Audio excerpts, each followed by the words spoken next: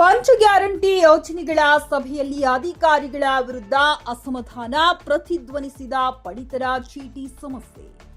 ಜಮಖಂಡಿ ಗುರುವಾರ ನಡೆದ ಪಂಚ ಗ್ಯಾರಂಟಿ ಯೋಜನಾ ಚರ್ಚೆ ಸಭೆಯಲ್ಲಿ ಅಧಿಕಾರಿಗಳ ವಿರುದ್ಧ ಸಮಿತಿ ಸದಸ್ಯರು ತೀವ್ರ ಅಸಮಾಧಾನ ಹೊರಹಾಕಿದರು. ಅಧಿಕಾರಿಗಳು ಯಾವುದೇ ಯೋಜನೆ ಬಗ್ಗೆಯೂ ಸಮರ್ಪಕವಾಗಿ ಮಾಹಿತಿ ನೀಡುತ್ತಿಲ್ಲ ಎಂದು ಸಾರ್ವಜನಿಕರು ಆರೋಪ ಮಾಡಿದ್ದರು. ಪಂಚ ಗ್ಯಾರಂಟಿ ಯೋಜನೆಗಳ ತಾಲೂಕು ಅಧ್ಯಕ್ಷರಾದ ಕಲ್ಲಪ್ಪ ಗಿರೆಡ್ಡಿ ಅಧ್ಯಕ್ಷತೆಯಲ್ಲಿ ಗುರುವಾರ ನಡೆದ ಸಾಮಾನ್ಯ ಸಭೆಯಲ್ಲಿ ಅಧಿಕಾರಿಗಳ ಕಾರ್ಯವೈಖರಿ, ಮಾಹಿತಿ ಪೂರೈಕೆಗೆ ಸಂಬಂಧಿಸಿದಂತೆ ಅಧಿಕಾರಿಗಳು ಹಾಗೂ ಸಾರ್ವಜನಿಕರು ಮತ್ತು ಸದಸ್ಯರು ಪರಸ್ಪರ ಆರೋಪ ಪ್ರತ್ಯಾರೋಪಕ್ಕೆ ಇಳಿದ ಕಾರಣ ಸಭೆ ಗೊಂದಲದ ಗೂಡಾಯಿತು.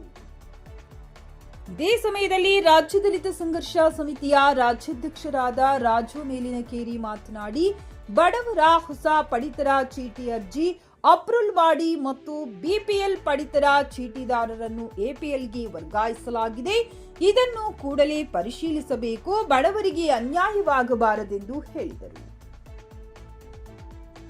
ಈ ಕುರಿತು ಜಮಖಂಡಿ ತಾಲೂಕು ಗ್ಯಾರಂಟಿ ಅನುಷ್ಠಾನ ಸಮಿತಿ ಅಧ್ಯಕ್ಷ ಕಲ್ಲಪ್ಪ ಗಿರೆಡ್ಡಿ ಮಾತನಾಡಿ, ಬಿಪಿಎಲ್ನಿಂದ ಐಪಿಎಲ್ ಆಗಿದ್ದಲ್ಲಿ ಯಾವುದೇ ಕುಟುಂಬ ತಹಶೀಲ್ದಾರ್ ಕಚೇರಿಯ ಆಹಾರ ಶಾಖೆಗೆ ಮನವಿ ಸಲ್ಲಿಸಿ ಬಿಪಿಎಲ್ ಕಾರ್ಡ್ ಪಡೆಯಬೇಕು. ಅರ್ಹರೆಲ್ಲರಿಗೂ ಬಿಪಿಎಲ್ ಪಡಿತರ ಚೀಟಿ ದೊರೆಯಬೇಕು ಎಂದು ಆಹಾರ ಇಲಾಖೆಯ ಅಧಿಕಾರಿಗಳನ್ನ ತರಾಟೆಗೆ ತೆಗೆದುಕೊಂಡರು.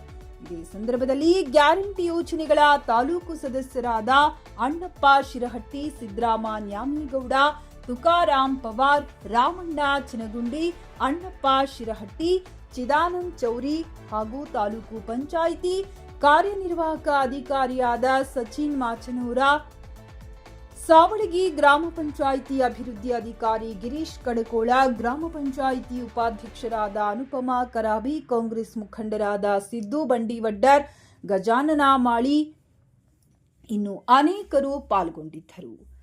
ವರದಿ ವಿನೋದ್ ಸೂರಗುಂಡ, ಟಿವಿ 11 ಕನ್ನಡ, ಜಮಖಂಡಿ.